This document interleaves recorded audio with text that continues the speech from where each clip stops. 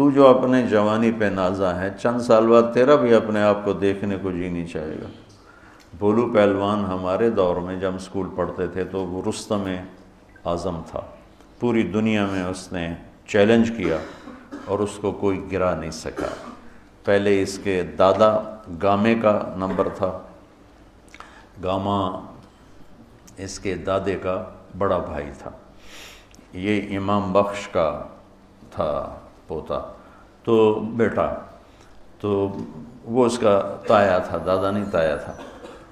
تو پہلے گامے کا نمبر تھا، پھر اس کا بھولو، رشید اس کا نام تھا۔ تو اس کی اکھاڑے میں جو مار دھاڑ تھی ساری دنیا نے دیکھی تھی، اور پھر میں نے ایک وہ روپ اور پھر ایک روپ میں نے اپنی آنکھوں سے دیکھا کہ بھولو رائمنڈ آیا تھا مولانا زکریا صاحب رحمۃ اللہ علیہ سے ملنے کے لیے، تو نہ اسے اٹھا جاتا تھا نہ بیٹھا جاتا تھا، اس کو سہارے سے اٹھاتے تھے، سہارے سے بٹھاتے تھے، ہاتھ پاؤں بھی حرکت نہیں کرتے تھے،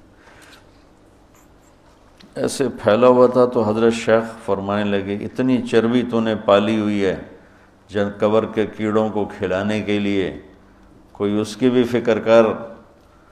تو آگے کہتا سبحان اللہ، سبحان اللہ، سبحان کو بھی پنجابی میں لے گیا، سبحان اللہ، میں ساتھ کھڑا ہوا تھا۔ تو یہاں سب کچھ مل جائے تو زوال ہے، چند سال گزرنے کے بعد زوال ہے۔